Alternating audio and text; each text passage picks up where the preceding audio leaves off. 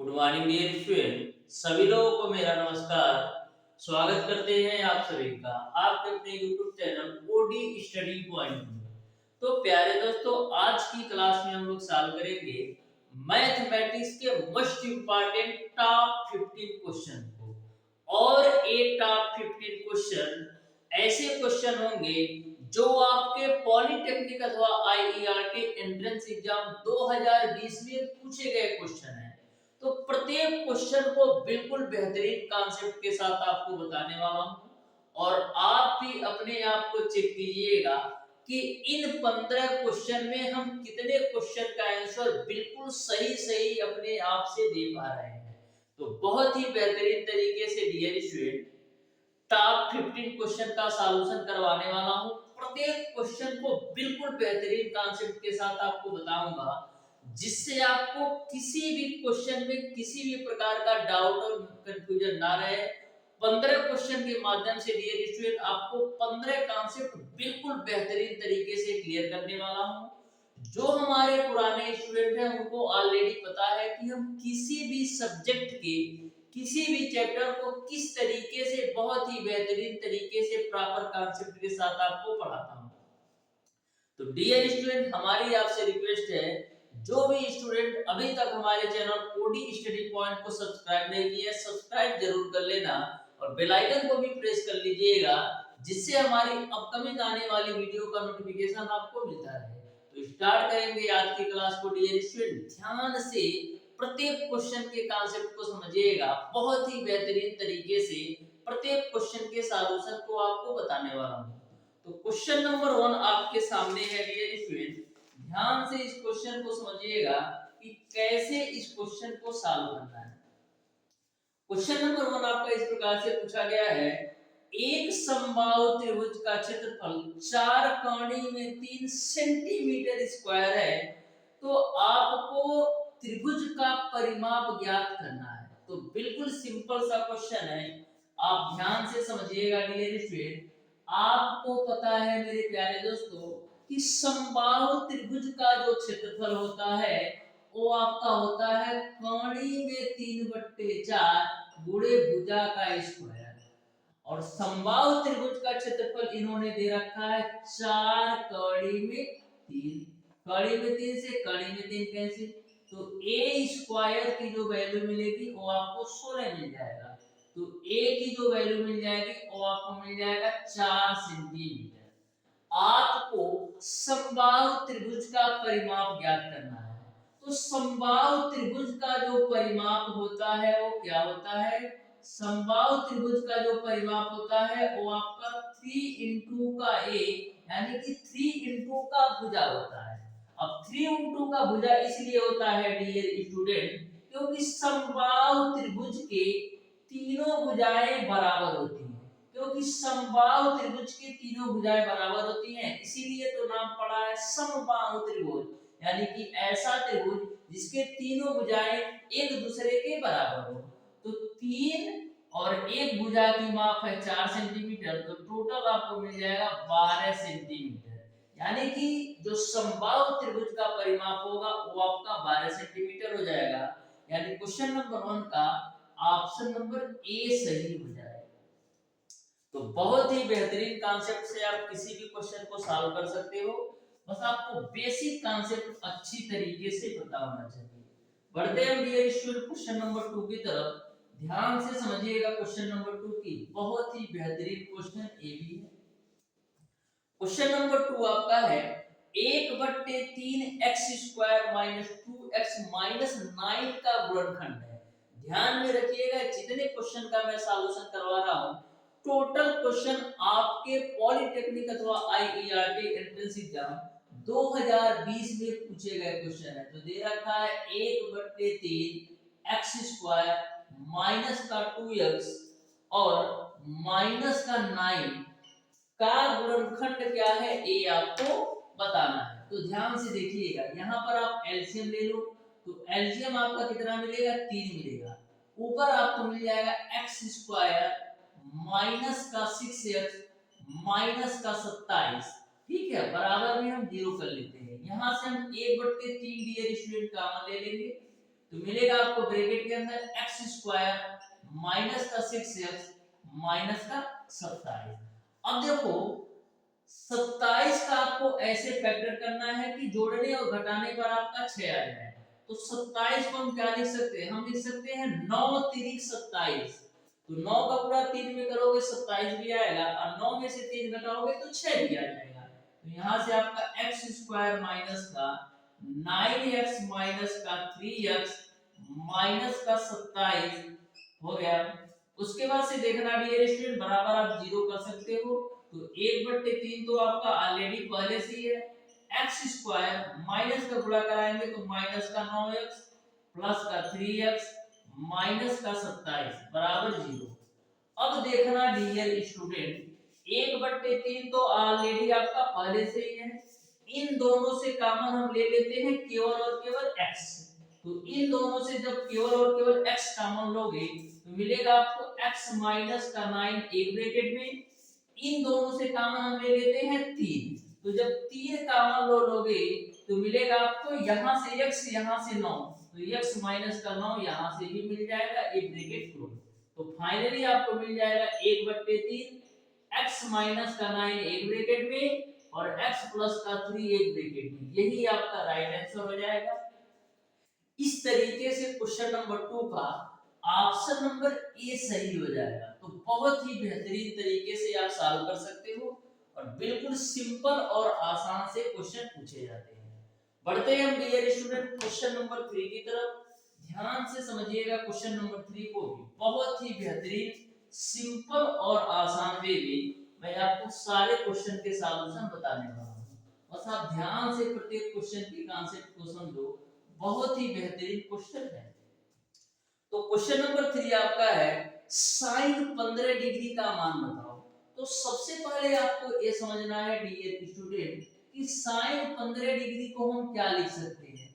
sin 15 degree को हम लिख सकते हैं dear student sin 45 degree minus का 30 डिग्री के रूप में। ठीक है, यहां तक आपको क्लियर है। अब यहां पर आपको फार्मूला लगा देना है sin a माइनस का b के रूप में। तो sin a माइनस b बराबर क्या होता है, sin a cos b minus का cos a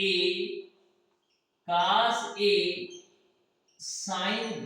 मैंने क्या किया, यहाँ पर a इसको मान के और b आपको इसको मान के sin a माइनस b का फार्मूला लगाया। तो sin a cos b minus का cos a sin b। अब सारी वैल्यू रख दो।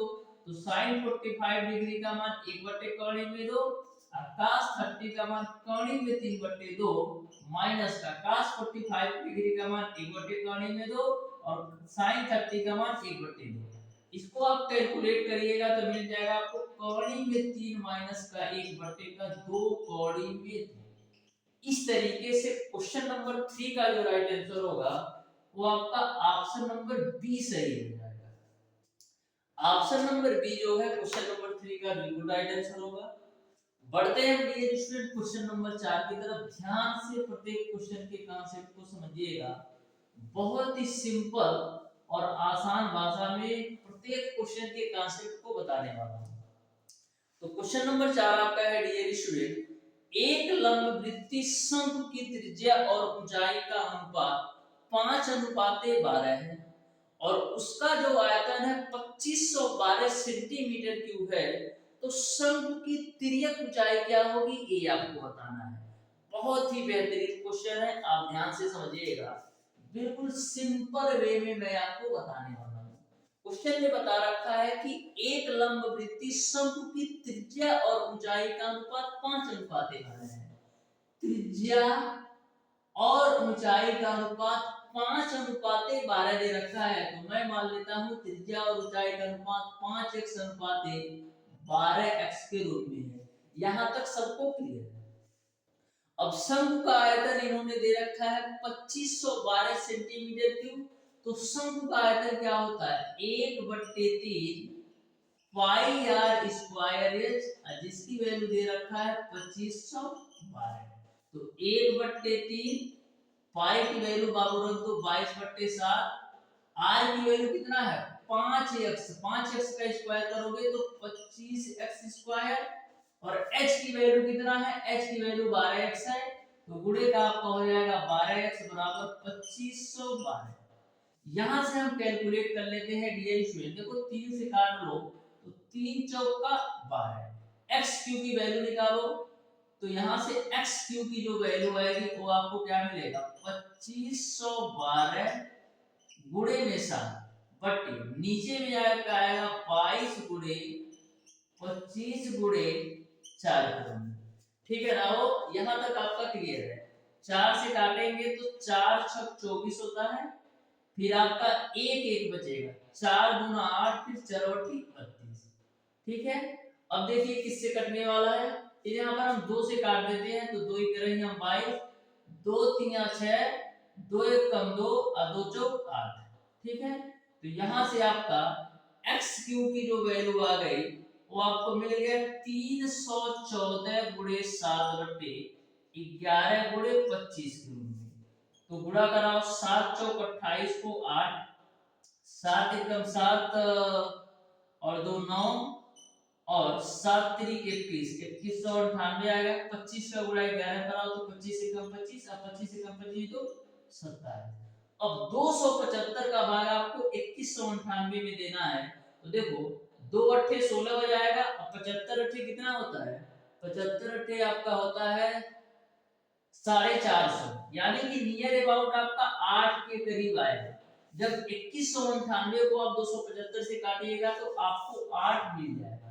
तो यहां से तो आपकी x क्यू की वैल्यू मिल गई, वो आपको 8 मिल गई, तो x की वैल्यू आपको मिल जाएगी 2 सेंटीमीटर। यहां तक आपको क्लियर है। यदि x की वैल्यू 2 सेंटीमीटर रखोगे तो त्रिज्या कितनी मिल जाएगी, त्रिज्या आपको मिल जाएगी डियर स्टूडेंट 10 सेंटीमीटर, और x की वैल्यू यहां पर रखोगे 2, तो जो ऊंचाई मिल जाएगी वो आपको मिल जाएगा 24 सेंटीमीटर। ऊंचाई आपको कितना मिल जाएगा 24 सेंटीमीटर। अब आसानी से आप तिर्यक ऊंचाई ज्ञात कर सकते हो, क्योंकि l स्क्वायर बराबर क्या होता है h स्क्वायर प्लस का r स्क्वायर।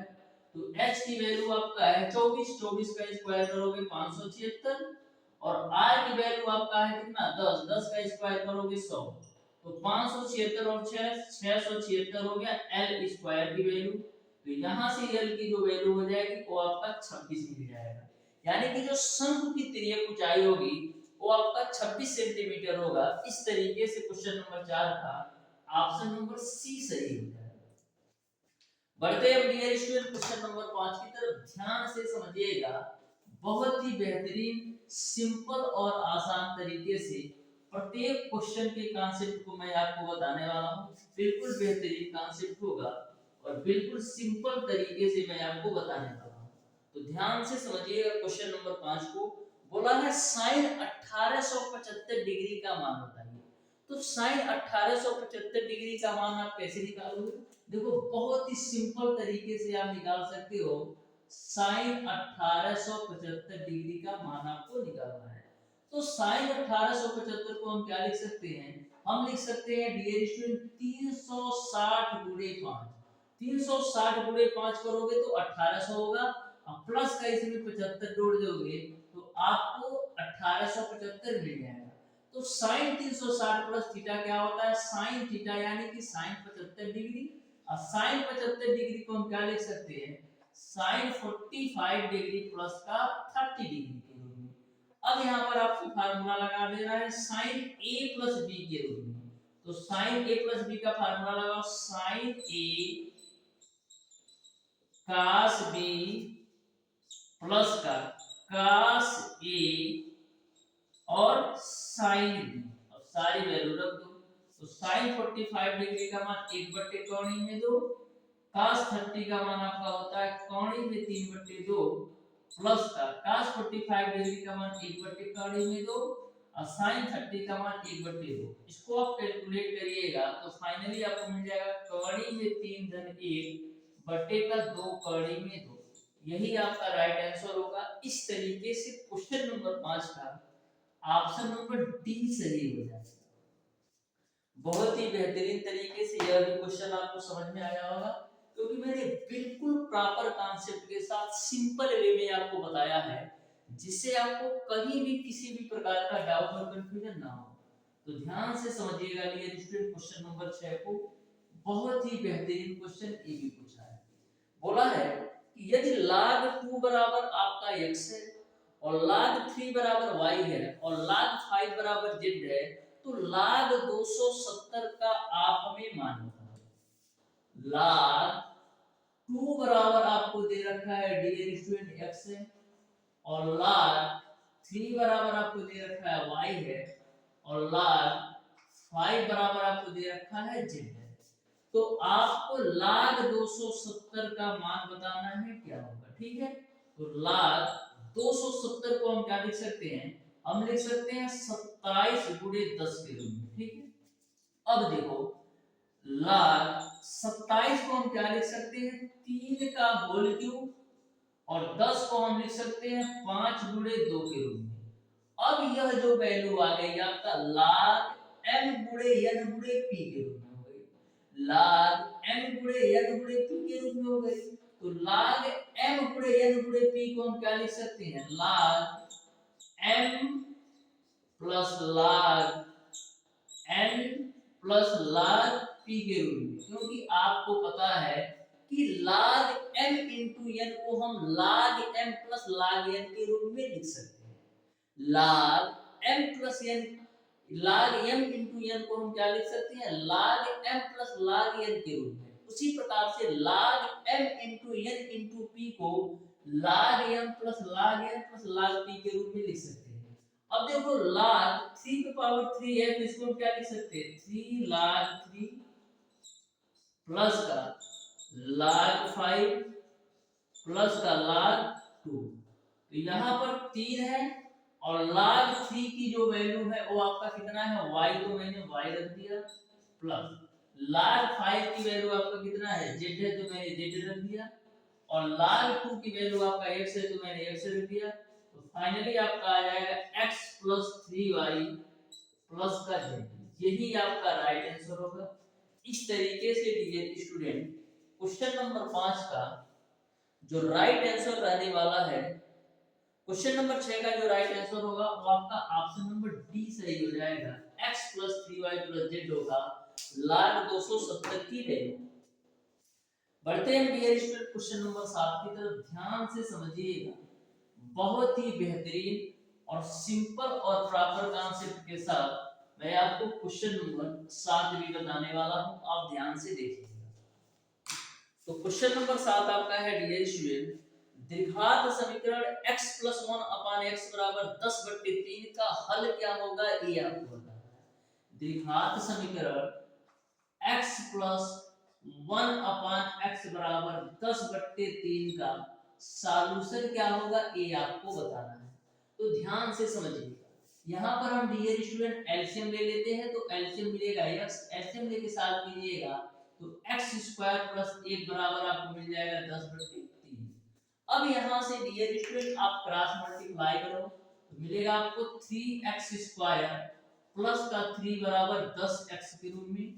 तो यहाँ से मिल जाएगा आपको 3x स्क्वायर माइनस का 10x प्लस का 3 बराबर 0 के रूप में।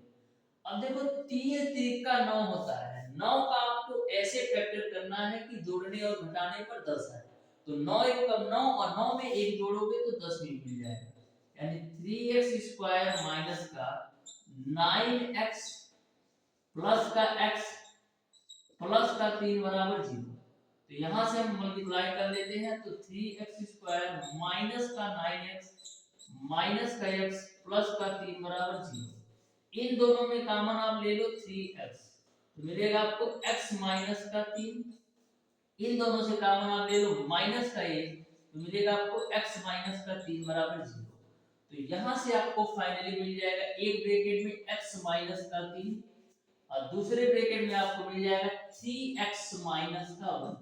यही आपका राइट आंसर होगा। इस तरीके से डियर स्टूडेंट क्वेश्चन नंबर 7 था, आपको x की वैल्यू निकालना है ना, तो यहाँ से x की वैल्यू 3 मिल जाएगी और यहाँ से x की वैल्यू 1/3 मिल जाएगी, यानी ऑप्शन नंबर सी सही हो जाएगा। x के दो मान होंगे, एक 3 दूसरा 1/3, यानी क्वेश्चन नंबर 7 का ऑप्शन नंबर सी सही हो जाएगा। तो बहुत ही बेहतरीन क्वेश्चन ये भी था, बिल्कुल सिंपल वे में आपको समझ में आ गया होगा। बढ़ते हैं हम डियर स्टूडेंट क्वेश्चन नंबर 8 की तरफ। प्रत्येक क्वेश्चन को बिल्कुल ध्यान से अच्छी तरीके से समझते चलना, क्योंकि प्रत्येक क्वेश्चन अपने आप में बहुत ही बेहतरीन कॉन्सेप्ट आपको सिखाकर जाने वाला है, और प्रत्येक क्वेश्चन बिल्कुल सिंपल और प्रॉपर कॉन्सेप्ट के साथ आपको बताऊंगा, जिससे आपको किसी भी क्वेश्चन में किसी भी प्रकार का डाउट और कंफ्यूजन ना रहे। जिस तरीके से मैं आपको कंटेंट और कॉन्सेप्ट देता हूं ना डियर स्टूडेंट, यूट्यूब प्लेटफॉर्म को छोड़िए, आप पेड कोर्स में भी देख लो, इस तरीके का कंटेंट और कॉन्सेप्ट नहीं देखने को मिलेगा, क्योंकि मैं बहुत ही मेहनत और प्रॉपर वे में सारे क्वेश्चन को बिल्कुल बेहतरीन कॉन्सेप्ट के साथ आपको बताता हूं, जिससे आप कम से कम समय में मैक्सिमम नंबर ऑफ क्वेश्चन को 100% एक्यूरेसी के साथ सॉल्व कर पाओ। तो क्वेश्चन नंबर 8 को आप ध्यान से देखिएगा। यदि कॉर्डी में 2 sin 60 डिग्री माइनस x बराबर 1 है, तो x का मान आप हमें बता दो। तो x का मान आप हमें बता दो। तो देखो कितना सिंपल सा क्वेश्चन है। क्वेश्चन दे रखा है कॉर्डी में 2 sin 60 डिग्री माइनस x बराबर 60 डिग्री माइनस का x बराबर आपका 1 है, तो आप हमें x का मान बता दो। तो ध्यान से देखना, इसको हम क्या लिख सकते हैं, इसको हम लिख सकते हैं sin 60 डिग्री माइनस का x बराबर 1 बट्टे कड़ी में 2। तो यहाँ पर देखो sin 60 डिग्री माइनस का x बराबर, साइन के पदों में कितने डिग्री का मान 1 बट्टे कड़ी में 2 होता है, तो साइन के पदों में साइन 45 डिग्री का मान 1 बट्टे कड़ी में 2 होता है, तो साइन से साइन कैंसिल, तो x की जो वैल्यू आ जाएगी वो आपका 15 डिग्री आ जाएगा।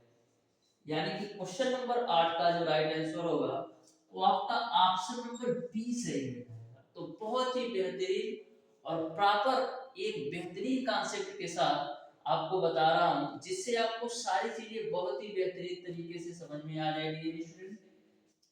बढ़ते हैं क्वेश्चन नंबर 9 की तरफ, जो कि बिल्कुल सिंपल और आसान सा एक ही क्वेश्चन है। आप ध्यान से देखिएगा।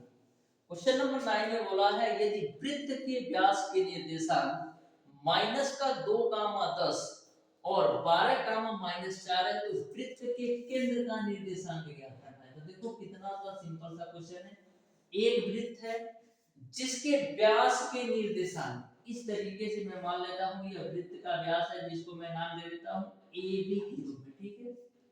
व्यास के निर्देशांक दे रखा है माइनस का 2 गामा 10 के रूप में, और दूसरा निर्देशांक दे रखा है 12 गामा माइनस का 4 के रूप में, ठीक है।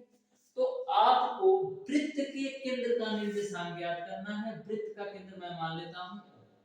तो कभी भी यदि आपको दो बिंदु दे रखा हो और इन दोनों बिंदुओं के माध्यम से आपको तीसरे बिंदु का निर्देशांक ज्ञात करना है, तो सिंपल सा कांसेप्ट होता है x बराबर x1 plus x2 divided by 2 और y बराबर y1 plus y2 divided by 2 से आप सॉल्व कर सकते हो। ये आपका x1 कामा y1 की वैल्यू है, ये आपका x2 कामा y2 की वैल्यू है। तो x1 plus x2 divided by 2 करो तो माइनस का 2 और प्लस का 12, 10 बट्टे 2 करोगे तो x की वैल्यू 5 मिलेगी। y की वैल्यू निकालो तो y1 plus y2 divided by 2, तो 10 माइनस 4 6, 6 बट्टे 2 करोगे तो 3 मिल जाएगा। यानी कि वृत्त के केंद्र का जो निर्देशांक होगा 5 कामा 3 हो जाएगा। यानी क्वेश्चन नंबर 9 का ऑप्शन नंबर सी सही हो जाएगा। बिना पेन उठाए ही आप ऐसे प्रश्नों को सॉल्व कर सकते हो। मैंने तो समझाने के लिए ये सारी चीजें आपको बताया है। तो पढ़ते हैं डियर स्टूडेंट क्वेश्चन नंबर 10 की तरफ। ध्यान से समझना, बहुत ही बेहतरीन कॉन्सेप्ट आपको सीखने को मिलेगा। प्रत्येक क्वेश्चन को बिल्कुल सिंपल और आसान वे में मैं आपको बताने वाला हूं, जिससे आपको किसी भी क्वेश्चन में किसी भी प्रकार का डाउट और कंफ्यूजन ना हो। तो देखो क्वेश्चन नंबर 10 बोला है कि दो सरल रेखाओं y माइनस का कोणी में 3x बराबर 5 है और एक आपका है कोणी में 3y माइनस x बराबर 7 है, के बीच का कोण क्या होगा ये आपको बताना है। तो ध्यान से समझिएगा क्वेश्चन नंबर 10 को। पहला आपको दे रखा है y माइनस का कोणी में 3x बराबर y माइनस का कौणी में 3x बराबर 5 है। और दूसरा जो समीकरण दे रखा है कौणी में 3y माइनस का x बराबर आपका है 7। तो आपको बताना है इन दोनों रेखाओं के बीच का कोण। इसको आप मान लो बाबू 1 है, इसको मान लो समीकरण 2 है। तो समीकरण 1 से यदि आप m1 की वैल्यू निकालोगे तो क्या आएगा, माइनस का x का गुणांक बट्टे y का गुणांक। तो माइनस का x का गुणांक आपका माइनस का कौणी में 3 बट्टे y का गुणांक 1 है। तो फाइनली यहां से आपको मिल जाएगा कौणी के अंदर 3, यानी m1 की वैल्यू आपको मिल जाएगा कौणी में 3। समीकरण 2 से आप m2 की वैल्यू निकालो तो माइनस का x का गुणांक बट्टे y का गुणांक। तो माइनस का x का गुणांक माइनस का 1 है और y का गुणांक आपका कौणी में 3 है। तो मिल जाएगा आपको 1 बट्टे कौणी के अंदर 3। ये आपका m2 की वैल्यू आ गई। अब आप आसानी से कोण की वैल्यू निकाल सकते हो, थीटा की वैल्यू निकाल सकते हो, क्योंकि tan थीटा बराबर आपका क्या होता है, m1 माइनस का m2 divided by 1 plus m1 into का m2 होता है। जिनको नहीं पता है, ऑलरेडी मैंने 4 क्लास के माध्यम से सरल रेखा को बहुत ही बेहतरीन तरीके से क्लियर कराया है। जैसा कि मैंने आपको बताया भी था कि सरल रेखा से आपको 3 से 4 क्वेश्चन देखने को मिला है। यदि आपने अभी तक सरल रेखा चैप्टर को बहुत ही बेहतरीन तरीके से नहीं पढ़ा है तो जरूर पढ़ लीजिएगा। इस वीडियो के डिस्क्रिप्शन बॉक्स में उस चैप्टर का लिंक आपको मिल जाएगा। तो tan थीटा बराबर क्या होता है, m1 माइनस का m2। तो m1 की वैल्यू आपका है कौणी में 3 माइनस m2 की वैल्यू आपका है 1 बटे कौणी में 3 बटे 1 प्लस का m1 गुणे m2। तो m1 की वैल्यू आपका है कौणी में 3 और m2 की वैल्यू आपका है 1 बटे कौणी में 3। तो कौणी में 3 से कौणी में 3 कैंसिल। तो देखो यहाँ पर आप एलसीएम लेके सॉल्व करोगे तो कौणी में 3 का गुणा कौणी में 3 करोगे तो 3 और माइनस का 1 2 हो जाएगा और नीचे में आपका कौणी में 3 आएगा ही और नीचे में 1 1 जोड़ोगे तो 2 हो जाएगा, 2 2 से कैंसिल आउट होगा।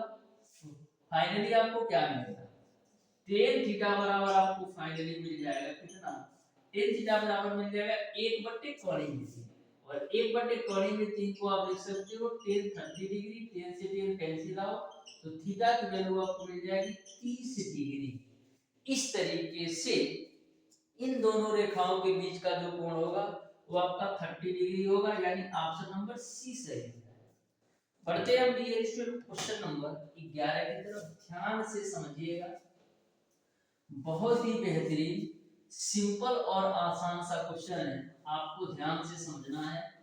प्रत्येक क्वेश्चन को इस तरीके से आपको बता दूंगा कि आपको कहीं से भी किसी भी प्रकार का डाउट और कंफ्यूजन रहेगा नहीं। तो क्वेश्चन नंबर 11 को आप ध्यान से देखिएगा। यदि x का 45% प्लस 90 का 30% बराबर है 210 के 30%, तो x की वैल्यू बताओ। x का 45%, तो x का 45%, x का 45% प्लस 90 का 30%, प्लस 90 का 30% बराबर किसके है, 210 के 30% के बराबर किसके है, 210 के 30% के। तो आपको बताना है x की वैल्यू कितनी होगी। तो यहाँ पर देखो डबल जीरो से डबल जीरो कैंसिल होता है, डबल जीरो से डबल जीरो कैंसिल होता है। तो देखो 5 9 45 और 5 विषयिया में 100, तो मिल जाएगा आपको 9x/20। यहाँ से आपको मिल जाएगा 9 3 27 बराबर 21 3 63 हो जाएगा। अब देखो 9x बट्टे का 20 बराबर 63 में से 27 बराबर, तो 13 में से 7 जाएगा 6 और 5 में से 2 जाएगा 3, तो 9 चौक का कितना होता है 36 होता है। तो x की जो वैल्यू हो जाएगी वो आपका 80 हो जाएगा। इस तरीके से क्वेश्चन नंबर 11 का जो राइट आंसर होगा वो आपका ऑप्शन नंबर सी सही हो जाएगा। x की जो वैल्यू होगी डियर स्टूडेंट वो आपका 80 हो जाएगा। तो बहुत ही बेहतरीन तरीके से सॉल्व कर पा रहे होगे, क्योंकि मैं बहुत ही सिंपल और प्रॉपर कॉन्सेप्ट के साथ आपको प्रत्येक क्वेश्चन के कॉन्सेप्ट को बता रहा हूं। तो क्वेश्चन नंबर 12 को आपको ध्यान से समझना है। यह भी क्वेश्चन आपका समकोणी कार्तीय निर्देशांक से पूछा गया है। और समकोणी कार्तीय निर्देशांक चैप्टर को भी मैंने बहुत ही बेहतरीन तरीके से पढ़ाया है, तो ध्यान से देखना। यदि बिंदु माइनस का 5 कामा 1 और 5 कामा 5 और 10 कामा m समरेखी हो तो m की वैल्यू आपको बताना है। तो m की वैल्यू आपको बताना है, तो ध्यान से देखिएगा। आपको दे रखा है माइनस का 5 कामा 1 और दूसरा बिंदु दे रखा है 5 कामा 5 और तीसरा बिंदु आपको दे रखा है 10 कामा 1।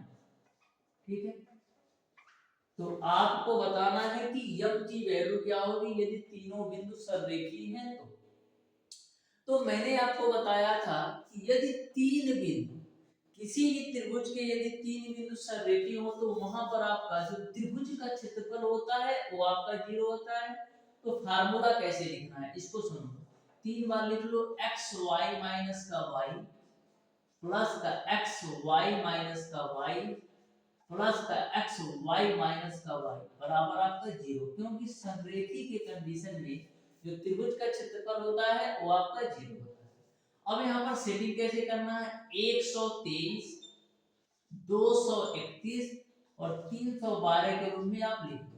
यह जो वैल्यू होती है बाबू x1 कामा y1 की, यह जो वैल्यू होती है x2 कामा y2 की और यह जो वैल्यू होती है x3 कामा y3 की वैल्यू होती है। यहाँ तक आपको क्लियर है। अब सारी वैल्यू रख दो, तो x1 का जो मान है वो आपका है माइनस का 5, y2 की जो वैल्यू है डियर स्टूडेंट वो कितना है 5 है और y3 की वैल्यू आपका है m प्लस का x2 की वैल्यू आपका है 5 है, y3 की वैल्यू आपका है m माइनस y1 की वैल्यू आपका है 1 प्लस x3 की जो वैल्यू है वो आपका है 10 और y1 की जो वैल्यू है वो आपका है 1 माइनस y2 की जो वैल्यू है वो आपका है 5 बराबर 0। तो देखो माइनस 5 का गुणा ब्रैकेट के अंदर करो तो माइनस का 25 प्लस का 5m, इस 5 का गुणा करो तो मिल जाएगा आपको 5m माइनस का 5, माइनस 5 में से घटाओगे तो माइनस का 4 और माइनस का 4 का गुणा 10 में करोगे तो माइनस का 40 बराबर 0 हो जाएगा। ठीक है, यहाँ तक आपको क्लियर है। अब देखो 5 5 जोड़ोगे तो 10m हो जाएगा, माइनस का 25 और माइनस का 5 माइनस का 30 होगा और माइनस का 30 और माइनस का 40 माइनस का 70 बराबर हम लिख सकते हैं 70 के रूप में। 10 70 70 यानी m की जो वैल्यू होगी वो आपका 7 मिल जाएगा, m की जो वैल्यू मिल जाएगी वो आपका 7 मिल जाएगा। इस तरीके से क्वेश्चन नंबर 12 का जो राइट आंसर होगा वो आपका 7 होगा, यानी ऑप्शन नंबर 20 सही होगा। तो बहुत ही बेहतरीन तरीके से इस क्वेश्चन को भी आपने समझा होगा, क्योंकि प्रॉपर कॉन्सेप्ट के साथ मैंने इस क्वेश्चन को बताया है। अब बढ़ते हैं हम डियर स्टूडेंट क्वेश्चन नंबर 13 की तरफ। ध्यान से समझिएगा, बहुत ही बेहतरीन कॉन्सेप्ट होगा और प्रॉपर सिंपल वे में मैं आपको सारे क्वेश्चन बताऊंगा, बस आप ध्यान से समझते जाना, किसी भी क्वेश्चन में किसी भी प्रकार का डाउट और कंफ्यूजन नहीं होगा। तो क्वेश्चन नंबर 13 आपका है डियर स्टूडेंट, यदि वृत्त का क्षेत्रफल 100 पाई सेंटीमीटर स्क्वायर हो तो उस जीवा की लंबाई कितनी होगी जो केंद्र से 6 सेंटीमीटर की दूरी पर है। ठीक है, तो ध्यान से समझो। तो सबसे पहले जो वृत्त का क्षेत्रफल दे रखा है 100 पाई सेंटीमीटर स्क्वायर होता है। तो वृत्त का क्षेत्रफल क्या होता है बाबू, वृत्त का क्षेत्रफल होता है पाई आर स्क्वायर, जिसकी वैल्यू आपको दे रखा है 100 पाई सेंटीमीटर स्क्वायर। पाई से पाई कैंसिल कर दो तो आर स्क्वायर की जो वैल्यू है वो आपको 100 मिल जाएगा, तो आर बराबर आपको मिल जाएगा 10 सेंटीमीटर। ठीक है, आर की जो वैल्यू आपको मिल जाएगी वो आपको 10 सेंटीमीटर हो जाएगा। तो बोला है उस जीवा की लंबाई कितनी होगी जो केंद्र से 6 सेंटीमीटर की दूरी है, जो केंद्र से 6 सेंटीमीटर की दूरी है। तो इस तरीके से मैंने वृत्त बना लिया। यह मान लेते हैं कोई आपकी जीवा है जो केंद्र से 6 सेंटीमीटर की दूरी पर है, यह आपकी जीवा है जो केंद्र से 6 सेंटीमीटर की दूरी पर है। तो नामकरण कर देते हैं, इसको हम नाम दे देते हैं ए बी और सी के रूप में। ठीक है, यहाँ तक आपको क्लियर है। क्वेश्चन में इन्होंने बोल रखा है कि उस जीवा की लंबाई कितनी होगी जो केंद्र से 6 सेंटीमीटर की दूरी पर है और आपने त्रिज्या निकाला है 10 सेंटीमीटर। तो त्रिज्या क्या होती है? केंद्र से परिधि पर जो डाला गया लंब होता है वो आपका त्रिज्या के बराबर होती है। तो यहाँ से आप देख पा रहे हो कि जो आपकी त्रिज्या है डियर स्टूडेंट, वो आपने कितना निकाला है? 10 सेंटीमीटर आपकी त्रिज्या होगी। इसको आप मान लो बिंदु डी है। तो आपको बताना है कि जीवा की लंबाई कितनी होगी। तो सबसे पहले जीवा की लंबाई निकालने के लिए हमको ए से सी तक की वैल्यू पता होना चाहिए। तो AC का स्क्वायर बराबर हम क्या लिख सकते हैं? AC का स्क्वायर बराबर हम लिख सकते हैं डियर स्टूडेंट AD का स्क्वायर माइनस का DC का स्क्वायर करेंगे, क्योंकि आधार का स्क्वायर बराबर क्या होता है? कर्ण का स्क्वायर माइनस लंब का स्क्वायर। तो AD की वैल्यू है 10, 10 का स्क्वायर करोगे तो 100 मिल जाएगा, माइनस DC की वैल्यू 6 है, 6 का स्क्वायर करोगे 36 मिल जाएगा। तो 100 में से 36 घटाओगे तो 64 मिल जाएगा AC का स्क्वायर में। तो AC की जो वैल्यू आएगी वो आपको मिल जाएगा 8 सेंटीमीटर। AC की जो वैल्यू मिल जाएगा वो आपका 8 सेंटीमीटर। तो A 8 होगा तो A भी 8 होगा, क्योंकि केंद्र से जीवा पर जो डाला गया लंब होता है, जीवा को दो बराबर बराबर भागों में बांटता है। केंद्र से जीवा पर जो डाला गया लंब होता है, जीवा को दो बराबर बराबर भागों में बांटता है। तो यदि यह 8 होगा तो यह भी आपका 8 होगा। अब जीवा की लंबाई कितनी हो गई? तो जीवा की लंबाई कितना हो गई? आपका टोटल 16 सेंटीमीटर हो गया, क्योंकि ए से बी तक की दूरी 16 सेंटीमीटर है। इस तरीके से क्वेश्चन नंबर 13 का आपका ऑप्शन नंबर सी सही हो जाएगा। ठीक है, तो बहुत ही बेहतरीन तरीके से ये भी आपको समझ में आया होगा। ध्यान से समझिएगा डियर स्टूडेंट, आज की क्लास का लास्ट क्वेश्चन जो कि क्वेश्चन नंबर 14 मैं आपको बताने वाला हूं, और क्वेश्चन नंबर 15 आप खुद से सॉल्व कीजिएगा तो बहुत ही बेहतरीन तरीके से समझ में आएगा। तो ध्यान से समझिएगा क्वेश्चन नंबर 14 को। बोला है कि काट 45 डिग्री प्लस प्लस ए और काट 45 डिग्री माइनस ए का मान आपने बताना। क्वेश्चन नंबर 14 में आपको क्या बताना है डियर स्टूडेंट? काट 45 डिग्री प्लस का ए इंटू काट 45 डिग्री माइनस का ए का आपने मान बताना। तो सबसे पहले इस क्वेश्चन को सॉल्व करने के लिए आपको काट ए प्लस बी और काट ए माइनस बी का फार्मूला पता होना चाहिए। तो काट ए प्लस बी का फार्मूला क्या होता है? काट a प्लस बी का फार्मूला क्या होता है? काट a प्लस बी का फार्मूला होता है डियर स्टूडेंट काट a काट b माइनस का a। काट a प्लस b का फार्मूला क्या होता है डियर स्टूडेंट? या तो इसको आप उल्टा भी कर सकते हो, ऐसे भी लिख सकते हो काट a काट b माइनस का a बटेगा काट a प्लस का काट b के रूप में। ठीक है, ये आपका फार्मूला होता है। ठीक है, और काट a माइनस b के फार्मूला में क्या होता है? यहाँ पर आपका माइनस आ जाएगा और यहाँ पर आपका प्लस हो जाएगा, यहाँ पर माइनस, यानी कि जो आपका काट a माइनस b का फार्मूला होगा वो आपका यहाँ पर जो माइनस है प्लस हो जाएगा, जो प्लस है वो आपका माइनस हो जाएगा। अब क्वेश्चन पर आ जाओ, यहाँ पर काट a प्लस b का फार्मूला लगाओ तो हो जाएगा आपको काट a काट b माइनस का a डिवाइडेड बाय काट a प्लस काट b। तो काट a की वैल्यू आपका है 45 डिग्री और प्लस का काट b की वैल्यू आपका a है। अब यहाँ पर आप काट a माइनस b का फार्मूला लगा दो। तो काट a माइनस b का यहाँ पर हम फार्मूला लगाएंगे तो क्या होगा? काट a काट b प्लस का a बट्टे नीचे में आपका हो जाएगा काट a माइनस का काट b के रूप में। तो काट a माइनस का काट b के रूप में। यहां तक आपको क्लियर है? अब देखो काट 45 डिग्री का मान 1 रखोगे तो ऊपर से मिल जाएगा आपको काट a माइनस का 1, यहां पर 1 रखोगे तो 1 प्लस का आपको मिल जाएगा काट a गुणे यहाँ पर 1 रखोगे तो मिल जाएगा ऊपर से आपको काट a प्लस का 1 और नीचे आपको मिल जाएगा 1 माइनस का काट a। ठीक है, यहाँ तक आपको क्लियर है?